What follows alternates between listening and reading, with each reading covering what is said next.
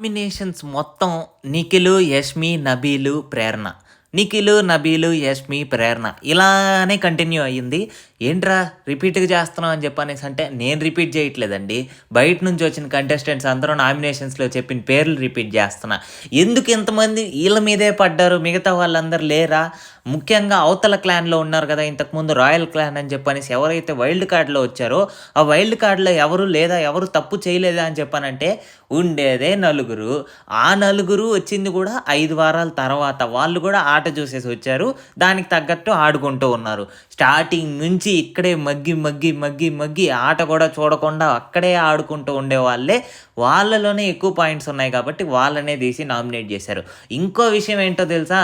వాళ్ళకి ఎవరైతే ఎలిమినేట్ అయిన కంటెస్టెంట్స్ వచ్చి నామినేషన్స్ ఏసారో, వాళ్ళకి లోపలుండే కంటెస్టెంట్సే గెలవాలని ఉంది. కాకపోతే ఏంటంటే, నామినేషన్ ఏసి, వాళ్ళని నామినేషన్స్‌లోకి రప్పించి, వాళ్ళకి ఓటింగ్ పడేలాగా చేసి, దాంతో పాటు వాళ్ళకి కావాల్సిన ఇన్సైట్స్ కూడా ఈ నామినేషన్స్‌లో పాయింట్స్ లాగా చెప్పడం కోసం ఇలా ప్లాన్ చేసి, వాళ్ళు లోపలికొచ్చి ఇలా వాళ్ళకి హెల్ప్ చేశారు తప్ప, ఏదో వాళ్ళని నెగెటివ్ చేయాలని అయితే మాత్రం చేయలేదు. నాకైతే ఒకరిద్దరు మాత్రం నెగెటివ్ చేయాలని లోపలికొచ్చినట్లు అనిపించింది. ముఖ్యంగా సోనియా ప్రాపర్‌గా నిఖిల్‌ని నెగెటివ్ చేయడానికి లోపలొచ్చింది. దాంతో పాటు సీత కూడా నిఖిల్‌ని నెగెటివ్ చేయడానికే లోపలికొచ్చింది. సో, మిగతా వాళ్ళు చాలామంది కూడా వచ్చి సజెషన్స్ ఇచ్చి వెళ్లారు. అంటే ప్రాపర్ ఇన్సైట్స్ లాగా అని చెప్పుకోవచ్చు. ప్రాపర్ ఐడియాస్ ఇచ్చారు.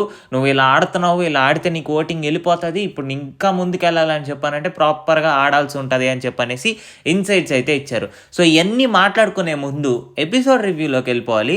సో, ఎపిసోడ్ రివ్యూలో స్టార్టింగ్ మన ఆదిత్య ఓం గారితో స్టార్ట్ చేయాలనమాట. సో, ఆదిత్య ఓం గారు వచ్చారు. వచ్చిన తర్వాత చాలా కూల్ అండ్ కంపోజ్డ్‌గా ఆయన పాయింట్స్ ఏంటో పెట్టి ఎళ్ళిపోయారు. Simple nominations. వచ్చినోళ్ళందరూ ఇద్దరు అమ్మాయిలని ఎడాపెడా వాయిచ్చేస్తున్నారు. అదే మన యష్మి అండ్ ప్రేరణని. సో, వాళ్ళు చెప్పిన బేసిక్ పాయింట్స్ ఏంటంటే గ్రూప్ గేమ్. సో, నాకు ప్రేరణది గ్రూప్ గేమ్ కాదు గానీ, ప్రేరణది మాటలు వదిలేస్తది. అంటే ఎవరితో ఎలా మాట్లాడాలి, ఎవరికి ఎంత రెస్పెక్ట్ ఇవ్వాలి, ఇదంతా తెలియకుండా తనకి అధికారం ఉన్నన్ని రోజులు ఇష్టం వచ్చినట్టు ఎగిరింది. దాంతో పాటు అధికారం లేనప్పుడు కూడా మాటలు ఇష్టం వచ్చినట్టు వదిలేస్తూ ఉన్నింది. సో, ఆ పాయింట్ మీద కూడా నామినేట్ చేశారు. కాకపోతే ఇంకో పాయింట్ ఎక్స్ట్రా యాడ్ చేశారు. అదే గ్రూప్ గేమ్. కానీ నా ఉద్దేశంలో ప్రేరణ గ్రూప్ గేమ్ ఆడుతుంది కానీ, మరీ నామినేషన్స్‌ని షేర్ చేసుకునే అంత గ్రూప్ గేమ్ అయితే ఆడట్లేదు. బట్ ఆమె పాయింట్ ఆఫ్ వ్యూనైతే ఒక గ్రూప్‌తో షేర్ చేసుకుంటది. కాకపోతే నా ఉద్దేశంలో అది గ్రూప్ గేమ్ అయితే కాదు. కానీ యష్మి విషయానికొస్తే, యష్మి పక్కాగా గ్రూప్ గేమ్ ఆడతది. ఎందుకంటే నామినేషన్స్ ముందు కూడా పలానా వాళ్ళకి నామినేట్ చెయ్యి, తర్వాత వీళ్ళని నామినేట్ చెయ్యి, వాళ్ళని నామినేట్ చెయ్యి, మనము ఇలా సేవ్ అవ్వాలి, అలా సేవ్ అవ్వాలి అని చెప్పనేసి ఒకే గ్రూప్‌తో తిరుగుతూ ఉంటది. మన నిఖిల్, పృథ్వీ వీళ్ళందరితో తిరిగి వీళ్ళ డెసిషన్ ఏదో వాళ్ళ ద్వారా ఇన్‌ఫ్లుయెన్స్ అయిపోతదనమాట. సో, అది ప్రాపర్ గ్రూప్ గేమ్ అనమాట. సో, ఆ విషయం గురించి క్లియర్ కట్‌గా అయితే ఎక్స్‌పోజ్ చేశారు మన ఆదిత్య ఓం గారు. సో, ఆదిత్య ఓం గారు ఎక్స్‌పోజ్ చేసిన తర్వాత కూడా యష్మి ఆ పాయింట్స్‌ని యాక్సెప్ట్ చేయలేకపోతుందనమాట. సో, ఆమె ఉద్దేశంలో ఎలా ఉందంటే, నేను చెప్పిందే కరెక్ట్, మీరేంది నాకొచ్చి చెప్పేది అనేటట్టుగా ఫీల్ అయినట్టు నాకైతే అనిపించింది. నెక్స్ట్ నైనిక వచ్చి నబీల్‌ని అయితే నామినేట్ చేసింది. సో, ఒక విషయం నాకు అర్థం కానిది ఏంటంటే, సో, ఇన్ని రోజులు ఆట చూసేసి వచ్చిన తర్వాత ఆ పాయింట్స్ పెట్టడం అనేది ప్రాపర్‌గా పెట్టునుంటే బాగుండేదని అనిపించింది. ముఖ్యంగా నైనిక. సో, నైనిక చాలా సింపుల్ పాయింట్స్ అన్నీ తీసుకొచ్చింది. సో, నాకేమో పెద్ద ఎఫెక్ట్ చూపించలేదు. అంటే నైనిక ఏసిన నామినేషన్స్ అంత బాగా ఉన్నాయిరా అని చెప్పుకోదగ్గ నామినేషన్స్ అయితే కాదు. సో, నబీల్‌కొచ్చి నువ్వు బ్యాక్ బిచ్చింగ్ చేస్తున్నావు అని చెప్పింది. సో, బేసికల్లీ ఒకటి చెప్తున్నాను. సో, బ్యాక్ బిచ్చింగ్ అంటే నార్మల్‌గా ఏంటంటే, ఒకరి గురించి వాళ్ళ వెనకాల తప్పుగా మాట్లాడుకోవడం back bitching. So, 'Bigg Boss' హౌస్‌లో ఆల్మోస్ట్ 100 రోజులు నువ్వు ఉండాలి. ఒక రోజుకి 24 గంటలు, ఒక 9, 10 గంటలు తీసేసినా కూడా 14 గంటలు, 15 గంటలు ఫోను, టీవీ ఇవన్నీ లేకుండా బ్రతకాలి అని చెప్పానంటే మాట్లాడుతూ ఉండాలా. వాళ్ళతో కూర్చొని మాట్లాడుతూ ఉండాలా. అదే సోదంతా చెప్పుకుంటా ఉంటే అదే కరెక్ట్. సో, ఇప్పుడు ఒక పర్సన్ గురించి ఆబ్వియస్‌గా 14 మంది ఇంట్లో ఉన్నారు. బయట పర్సనాలిటీస్ గురించి మాట్లాడకూడదు కాబట్టి, సో, మాక్సిమం ఇంట్లో వాళ్ళ గురించే డిస్కస్ చేస్తూ ఉంటారనమాట. సో, ఆ డిస్కస్ చేసేటప్పుడు ఒకరి గురించి తప్పుగా పోర్ట్రే చేస్తూ వెనకాల ఒక మాట, వాళ్ళ ముందు ఒక మాట మాట్లాడితే అది బ్యాక్ బిచ్చింగ్. కానీ నబీల్ చెప్తున్న విషయం ఏంటంటే, నేను ముందొక మాట వెనకాల మాట చెప్పలేదు. నేను వెనకాలకు వచ్చినప్పుడు ఆయన పాయింట్ ఆఫ్ వ్యూని నేను ఎటువంటి ఉద్దేశించి మాట్లాడలేదు. జస్ట్ ఆయన క్యారెక్టరిస్టిక్స్ గురించి మాట్లాడాను. లైక్ ఇలా సీతాఫలం ఇష్యూ వచ్చింది కదా, సో దాని గురించి మాత్రమే మాట్లాడాను. సో ఇలా చేసి ఆయనే పాయింట్లు ఇచ్చేస్తున్నారు నామినేషన్ వేసుకోవడానికి, లైక్ నేను అన్నీ కావాలనే చేశాను అని చెప్పనేసి. అంతేగాని ఓటింగ్ ఎలా మారింది, ఓటింగ్ ఇలా మారింది అలా మారింది అని చెప్పనేసి నేను ఎక్కడా మెన్షన్ చేయలేదు. నువ్వు ఎక్కడైనా చూసుకో అని చెప్పనేసి ప్రాపర్గా డిఫెండ్ చేసుకోవడం అయితే జరిగింది. సో నైనికాని డిఫెండ్ చేసుకున్నారు కాబట్టి ఇంకా నైనిక దగ్గర పెద్దగా పాయింట్స్ లేక డైరెక్ట్గా తీసుకొని వచ్చి ఆ బాటిల్ని పగలు కొట్టేసింది. ఇంకో విషయం నేను చెప్పాల్సింది ఏంటంటే, సో అదే ఇన్ని రోజుల నుంచి తీసుకొచ్చిన తర్వాత ఒక 5-6 పాయింట్లు రెడీ చేసుకొని పలాన్ పాయింట్ అక్కడ ఇష్యూ చేసావు ఇక్కడ ఇష్యూ చేసావు అని చెప్పనేసి చెప్పునుంటే ఇంకా బాగుండేదేమో అని అనిపించింది. బట్ నాకు తెలిసినంత వరకు నబీల్కి నామినేషన్స్లోకి రాకపోవడం అనేది ఒక పెద్ద మైనస్ జరిగింది.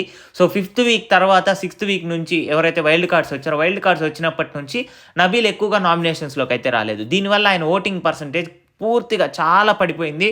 అప్పుడు స్టార్టింగ్లో టాప్లో ఉండింది అనమాట, ఇంకా first place 5th week 6th week peak అనమాట. ఇంకా నబీల్కి ఫస్ట్ ఓటింగ్ ఉండింది టాప్లో, నిఖిల్ సెకండ్ ఉన్నాడు, తర్వాత ప్రేరణ వాళ్ళందరూ ఉన్నారు.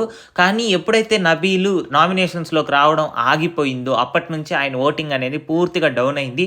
ఇప్పుడు ఆల్మోస్ట్ 3rd పొజిషన్లో ఉన్నాడు.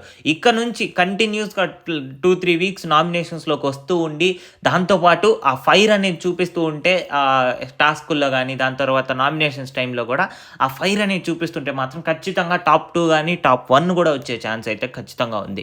సో ఇంకో విషయం మనం మాట్లాడుకోవాలి. సో యష్మిని ఎందుకు ఇంతమంది టార్గెట్ చేశారు అంటే మాత్రం ఖచ్చితంగా ఒకటి నేను చెప్పాలనుకుంటున్నాను. యష్మి అనే వ్యక్తి ఫ్లిప్ అనేది మామూలుగా ఫ్లిప్ అవ్వట్లేదు. నిఖిల్ మీద ఇష్టం ఉనింది అని చెప్పనేసి నిఖిల్కి చెప్పినప్పుడు నిఖిల్ వెంటనే రియాక్ట్ అయిన మాట, నాకు ఎటువంటి ఫీలింగ్స్ లేవు అని చెప్పనేసి. బట్ టు బీ హానెస్ట్ ఒకరు వచ్చి అలా రీచ్ అయిన తర్వాత అవతల వాళ్ళు మరీ అంత హర్ట్ చేయాలని అనుకోరు.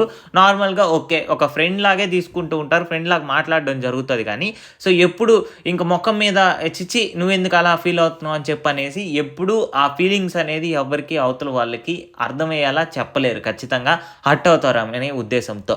సో ఆ విషయాన్ని పట్టుకొని వీళ్ళు ఇంత హైలైట్ చేసి నెగిటివ్ చేస్తారు అని చెప్పనేసి మాట్లాడుతున్నారు. కానీ ఒక విషయం నాకు ట్రిగర్ అయింది ఏంటంటే, సో బేసికలీ ఆయన మొన్న లవ్ స్టోరీ చెప్పిన తర్వాత రూమర్స్లో ఆయన గర్ల్ ఫ్రెండ్ అని చెప్పనేసి పలానా వాళ్ళు రూమర్స్లో స్ప్రెడ్ చేశారు. సో వాళ్ళైతే స్టోరీ పెట్టి మాస్క్ పెట్టుకోండే వాళ్ళు ఎప్పుడు వాళ్ళ ట్రూ కలర్స్ని చూపించుకోరు, సో ప్రతి ఒక్కరి ముందు అందరి ముందు మంచిగానే నటిస్తారు అని చెప్పనేసి స్టోరీ అయితే పెట్టింది. అప్పుడు నేను అనుకున్నాను ఓకే బ్యాక్గ్రౌండ్లో ఏదో జరుగుండది, ఒక తప్పుడు నిర్ణయం ఏదో ఉన్నారు అందుకనే ఇలా జరుగుతుందేమో అని చెప్పనేసి ఎక్స్పెక్ట్ చేశాను. సో ఇక మన మణికంఠలో నుంచి ఆ ఫైర్ అయితే నేనైతే ఎక్స్పెక్ట్ చేయలేదు. బీభత్సమైన ఫైరు అసలు వచ్చాడు, అసలు మామూలు పాయింట్లు కాదు, పాయింట్లన్నీ సూపర్గా చెప్పాడు. అయ్యా నాయన ఇంత పాయింట్లు మిగతా నామినేషన్స్లో చెప్పునుంటే టాప్ 1లో వచ్చేసి ఉంటాడేమో, అంత డౌట్ వేసింది నాకైతే. మామూలుగా చెప్పలేదు, అసలు ఆ నామినేషన్ వేసినట్లేదు, ఒక మోటివేషన్ ఇచ్చినట్టుంది.